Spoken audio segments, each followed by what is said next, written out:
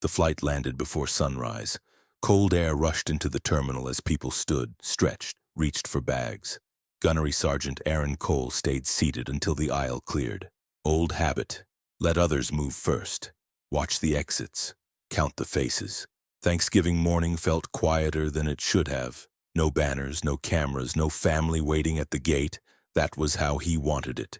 He signed the last form, stepped outside, and pulled his jacket tight as the wind cut across the parking lot. The rental car smelled like stale coffee and pine cleaner. He didn't mind. He drove east while the sky slowly lightened, the road empty, the radio off. He hadn't told anyone he was home. Not his wife, not his in-laws, not even his daughter. Before I tell you what happened next, you subscribe the channel and let me know in the comments where are you watching from. It helps more than you know. Aaron took the final exit just after 7. The neighborhood looked the same as it had in the photos. Wide lawns, trimmed hedges, houses that tried hard to look old money without actually being old. The kind of place where people noticed everything and pretended they didn't. He parked 2 streets down and walked the rest of the way. The house came into view slowly. White siding, dark shutters, cars already lining the driveway. A catering van idled near the garage. Laughter drifted faintly through open windows. Thanksgiving was in full swing. Aaron rounded the side of the house and stopped. His daughter sat on the back porch, alone. She wore her jacket zipped to her chin, knees pulled to her chest. A disposable plate balanced in her lap. Cold turkey, pale stuffing, no gravy, no sides, no dessert. She ate slowly like someone who didn't want to draw attention. Like someone who had learned how to take up as little space as possible. Aaron didn't move right away. Combat had trained him to pause when something didn't make sense. Let the picture form. Don't rush into the open. His daughter was 16 now, taller, thinner, older than the girl who used to run to the door when he came home on leave. Her hair was pulled back tight. Her shoulders were drawn inward as if she were trying to disappear. Aaron stepped onto the porch. The wood creaked. She looked up. For a second, her face didn't change. Confusion first, then recognition. Then something broke. "Dad?" she whispered. The plate slipped from her hands and hit the porch. Food scattering. Aaron crossed the space in 3 steps and dropped to one knee in front of her. "It's me," he said. His voice stayed calm even as his chest tightened. "I'm home." She launched herself into him, arms locked around his neck, shaking. He wrapped her up, one hand cradling the back of her head, the other pressed firm against her back. "You're here," she said into his shoulder. "You weren't supposed to be back until December. I came early." She pulled back just enough to look at him. Her eyes were red, rimmed with exhaustion. "Why are you out here?" he asked gently. She hesitated, then shrugged like it was no big deal. "They said it would be easier." "Easier for who?" She looked past him toward the glass doors and the warm light inside. "They said there wasn't enough room." Aaron glanced through the window. And the dining room was massive. 2 long tables, crystal glasses, linen napkins. He counted empty chairs without trying. There were more than enough. He looked back at his daughter. "Did you do something wrong?" he asked.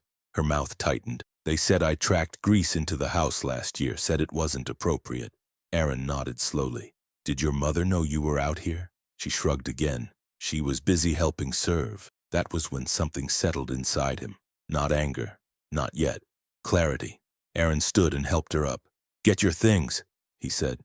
"We're going inside." She froze. "Dad, please don't make a scene." He crouched so they were eye level. "I didn't come home from Iraq to let anyone treat you like this." They stepped through the doors together. Conversation stalled. Forks paused midair. Heads turned. A woman at the head of the table, silver hair, perfect posture, forced a smile. "Aaron," she said as if this were a mild inconvenience. What a surprise. Aaron didn't answer her. He scanned the room once, took it in. Faces. Reactions. The hierarchy was obvious. Then he looked down at his daughter. "Stay right here," he said. She nodded, gripping his sleeve. Aaron straightened, and in that moment everyone in the room felt it. The calm, the control, the unmistakable presence of someone who didn't raise his voice because he didn't need to.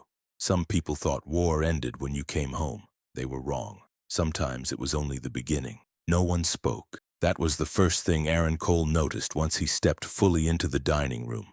The hum of conversation that had filled the house seconds earlier collapsed into a brittle silence.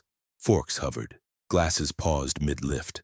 Someone at the far end of the table cleared their throat and immediately regretted it. Aaron stood with his daughter beside him, her fingers knotted in the sleeve of his jacket. He didn't shout, didn't posture, didn't explain himself. He simply looked around the room. Years in uniform had taught him how to read people quickly, who held power, who followed it, who hid behind it. The layout told him everything: the head of the table, the clustered relatives, the way his wife's family sat comfortably while his daughter had been placed outside like an afterthought.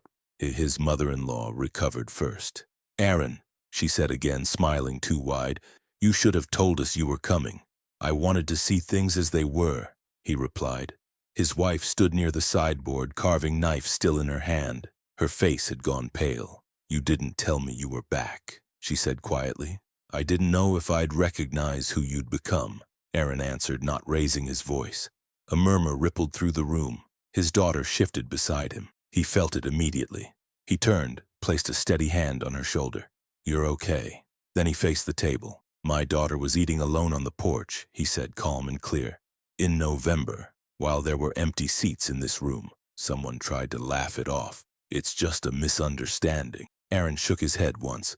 Misunderstandings don't repeat themselves for years." His father-in-law stood halfway from his chair. "Now listen." "No," Aaron said, and the word cut through the room like a blade. "You've listened long enough." He turned his gaze back to the guests. "Some of you are judges, some of you hold public office.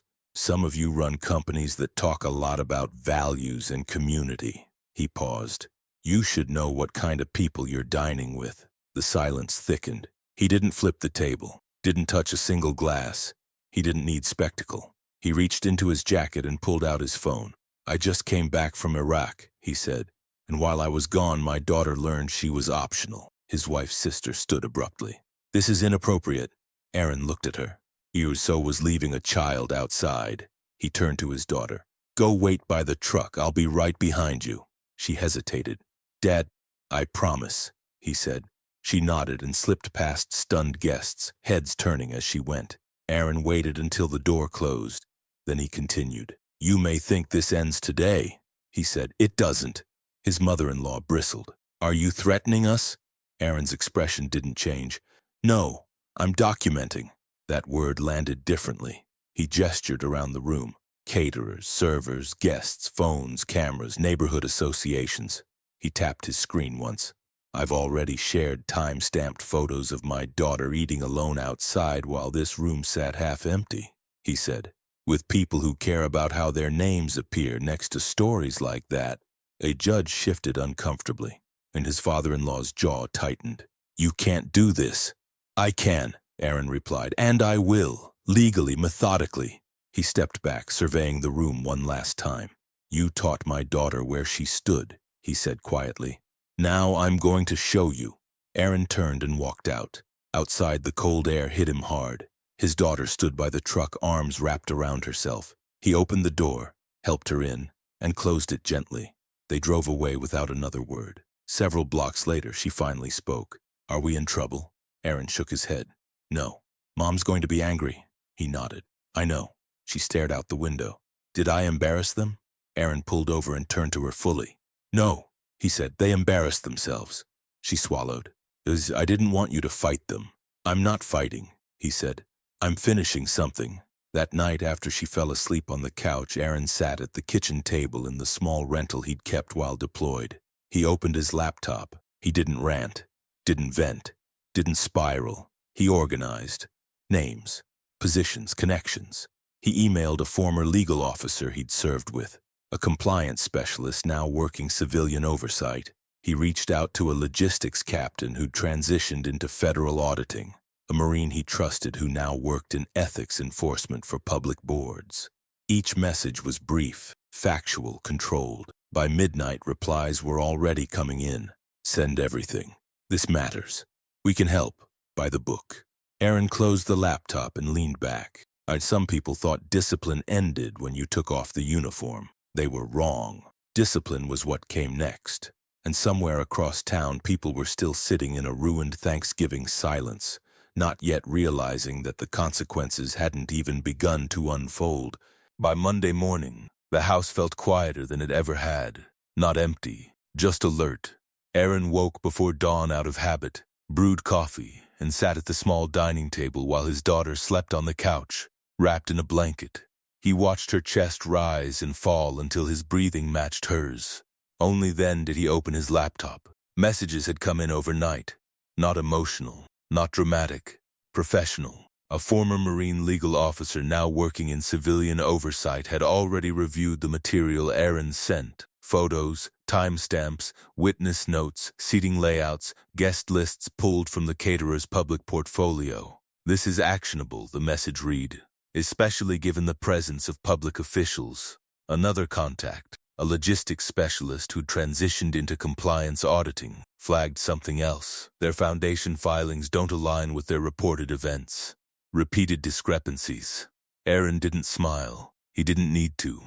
That afternoon, his wife called. He let it ring twice before answering. "You humiliated my parents," she said immediately. Aaron stayed calm. "They humiliated our daughter. You could have handled it privately." "I tried," he replied. "For years." Silence stretched. "They're talking about suing you," she said. Aaron nodded once, even though she couldn't see it. "Discovery would be informative." "You're serious," she whispered. "I always am." She exhaled sharply. "They have friends. Powerful ones." "So do I," Aaron said. "Mine just don't announce themselves." She hung up without saying goodbye. That evening, Aaron drove his daughter to school himself. She sat quietly in the passenger seat, backpack on her knees. "People are going to talk," she said. "Yes," he replied. "About you. About Mom. About me." Aaron glanced at her at a red light. "Then they'll finally be talking about the right thing." At school, she paused before getting out. "Thank you," she said softly. "For what?" "For not pretending." He waited until she was inside before driving away. By Wednesday, the first ripple hit. A local civic board quietly postponed a vote involving his in-laws. No explanation given, just pending review. On Thursday, a charity website removed their names from an upcoming gala announcement. By Friday, a society columnist published a piece questioning how certain families treated non-traditional members behind closed doors. No names. But everyone knew. Aaron didn't comment, didn't share, didn't correct. He let the process breathe. That weekend, a former caterer reached out anonymously. "I was there last year. I saw her eating outside. I'll testify if needed." Aaron forwarded the message to his legal contact. Noted. On Monday, his father-in-law called. Aaron answered. "You've made your point," the man snapped. "This has gone far enough." Aaron listened. "You're damaging our reputation," the voice continued. "My wife hasn't slept in days." Aaron replied evenly. "My daughter learned to eat alone in the cold. Perspective matters." "You think you're some kind of hero?" "No," Aaron said. "I think I'm her father." The line went dead. That night, Aaron sat with his daughter at the kitchen counter as she worked on homework. Mom asked if she could come by, she said without looking up. "What do you want?" he asked. She thought for a moment. "Not yet." "Okay." She nodded, relieved. Midweek, the legal officer called. "Two of the guests at that dinner were subject to ethics disclosure requirements," she said. "Your documentation raises questions they'll need to answer." "And my in-laws? They're not the focus," she replied. "They're the context." Aaron understood. Systems didn't punish villains. They corrected exposure. Another call came in later that day. A financial analyst flagged irregular property assessments tied to the family's foundation. Not illegal on its own, the message read, but interesting when combined with the public scrutiny. Aaron saved the file. That evening his wife showed up at the door. She looked smaller somehow. "I didn't know she was outside," she said, eyes glossy. Aaron didn't raise his voice. "You didn't look." She flinched. "I can fix this," she said. "I'll talk to them." Aaron shook his head. "This isn't something you fix. It's something you face." Tears slipped down her cheeks. "I chose the wrong silence," she whispered. "Yes," Aaron said gently. "You did." She left without arguing. By the end of the week, the story had legs. Nothing explosive, nothing dramatic, just questions that refused to go away. And that was when Aaron knew. This wasn't about vengeance. It was about sunlight. Some people thought power meant control over others. Aaron knew better. Real power was knowing when to step back and let the truth do its work. And as he closed his laptop that night, Watching his daughter laugh at something on her phone, he understood something else too. The hardest part was over, not because the consequences had landed, but because she no longer believed she deserved them. The fallout didn't arrive all at once. It came in waves, quiet ones at first. Aaron noticed it in the way phones stopped ringing at his in-laws' house, in how invitations disappeared from calendars without explanation, in the polite distance that replaced warmth when certain people crossed the street to avoid conversation. Reputation didn't shatter, it eroded. His legal contact called midweek. 2 formal reviews have opened, she said. 1 ethics-related, 1 financial. Both are preliminary, but they're real. Aaron thanked her and hung up. He didn't tell his daughter yet. She didn't need the details. She needed stability. At school, she was adjusting, slowly. Some classmates had heard things. Whispers followed her in the halls. A few questions were asked too loudly. A few looks lingered too long. But something else happened too. A girl from her science class sat beside her at lunch, without being asked. A teacher checked in quietly after class. The counselor asked if she wanted to talk. No pressure. Support appeared in unexpected places. At home, the silence between Aaron and his wife stretched thin. She came by again on Thursday, standing in the doorway like a guest who wasn't sure she was welcome. "I spoke to my parents," she said. Aaron waited.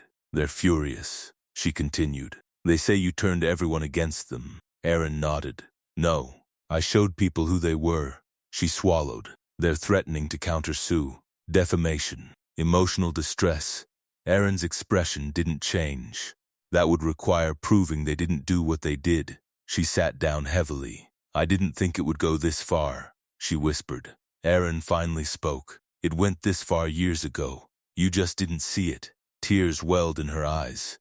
"I failed her, yes," he said. "But failure doesn't have to be permanent." She looked up. "What does that mean?" "It means accountability," Aaron replied. "And patience." That night after she left, Aaron received another call. This one from a former Marine he hadn't spoken to in nearly a decade. The man now worked in regulatory enforcement. "I saw the documentation you shared," he said. "You handled it clean. I wanted it clean." Aaron replied. "Well," the man continued, "someone forwarded it to a journalist who knows how to verify without sensationalizing. It's likely to run." Aaron closed his eyes briefly. "Will my daughter be named?" "No," the man said firmly. "She's protected." "Then let it run." The article published the following Sunday. It didn't mention Thanksgiving. It didn't describe the porch. It asked questions instead. About how certain prominent families treated stepchildren. About private events attended by public officials. About foundations that preached inclusion while practicing exclusion. Names weren't screamed. They were referenced. The response was immediate. A charity announced an internal review. A board postponed an election. A donor quietly withdrew support. Aaron watched it unfold like a controlled operation. No unnecessary force. No deviation from plan. His daughter noticed anyway. "Why is Mom crying all the time?" she asked one evening. Aaron chose his words carefully. "Because consequences hurt, even when they're deserved." She nodded. "I don't want anyone else to get hurt because of me." Aaron turned to her fully. "This isn't because of you. This is because of choices." She leaned against him. "I'm tired, I know," he said softly. Later that week, the first legal notice arrived. Not for Aaron, for his in-laws. An inquiry, a request for records, a timeline they couldn't explain away. Aaron's wife called that night, voice shaking. "They might lose everything," she said. Aaron didn't interrupt. "My mother keeps saying you did this on purpose," she continued. "That you planned it like a mission." Aaron exhaled slowly. "I planned to protect my daughter. Everything else followed naturally." There was a long pause. "I don't know who I am without them," she admitted. Aaron replied quietly. "That's something only you can figure out." When he ended the call, he felt no triumph, only resolve. Weeks passed. The story stayed alive just long enough for audits to begin, long enough for alliances to fracture, long enough for people to rethink what silence had cost them. One afternoon, Aaron received an email from someone who had been at the dinner. A stranger. "I should have said something that day. I didn't. I'm sorry." Aaron read it once and archived it. Apologies mattered. but action mattered more. That night, as he tucked his daughter in, she asked, "Is it almost over?" Aaron sat on the edge of the bed. "Yes," he said. "The hardest part is behind us." She studied his face. "You don't look angry anymore." He smiled faintly. "Because I'm not." As he turned off the light and closed the door, Aaron understood something clearly. The public part was nearly done. But consequences didn't end with headlines. They settled. They lingered. They reshaped lives. And the final shape of this one was about to become impossible to ignore. The investigations concluded quietly. No press conferences. No victory laps. Just letters. Findings. Consequences delivered in envelopes thick enough to matter. Aaron learned the details the same way he had learned everything else, through clean summaries and final determinations. His in-laws' foundation lost its non-profit status after auditors confirmed discrepancies. A public ethics review forced 2 officials who had attended the dinner to issue disclosures and step down from advisory roles. Property assessments were refiled. Fines were issued. A civil settlement followed. Nothing dramatic. Nothing illegal. Just the system doing what it was supposed to do once someone refused to look away. His wife came by one last time. She sat at the kitchen table where their daughter once did homework, hands folded, eyes tired. "It's finished," she said. "Yes," Aaron replied. "They're selling the house." Aaron nodded. "I know." She swallowed. "I didn't think it would end like this." "It didn't end," he said gently. "It concluded." She looked up at him. "Is there any way back?" Aaron didn't answer immediately. Then, "Not the way you want." Tears welled, but she didn't argue. "I hope she forgives me someday," she whispered. "That's her decision," Aaron said. "Not mine." She stood, hesitated, then left. At school, his daughter stopped eating lunch alone, not because people suddenly became brave, but because she did. She joined clubs, stayed late for tutoring, spoke up when something felt wrong. When a teacher once asked her to be flexible about a group assignment that excluded her, she calmly said no. Aaron heard about it later. He didn't correct her. At home, life found a new rhythm. No ceremonies, no announcements, just dinners together, conversations that wandered, laughter that didn't feel cautious. On a cold evening in December, they decorated a small tree in the living room. Nothing elaborate, just lights and a few ornaments collected over the years. She held one up. "Remember this?" Aaron smiled. "You made it when you were 8. She hung it carefully. "I used to think I deserved what they did." Aaron set down the lights. "You never did." "I know," she said. Now, that was the moment he knew it had been worth it. Not the fines. Not the fallout. Not the quiet apologies that arrived too late. This. Weeks later, a letter arrived addressed to him. No return name. Inside was a short note. "I watched that day. I didn't speak. I've been thinking about it ever since. Thank you for reminding me who I want to be." Aaron folded it and placed it in a drawer. He didn't need to keep it, but he would. Years of service had taught him many things. How to hold ground, how to plan ahead, how to apply pressure without losing control. But fatherhood taught him the most important lesson of all. Protection wasn't about strength. It was about presence.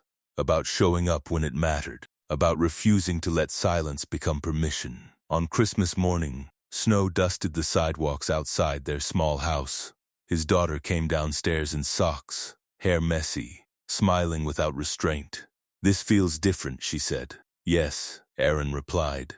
"It does." They opened gifts slowly, cooked breakfast together, watched the morning unfold without urgency. And for the first time in a long time, peace didn't feel borrowed.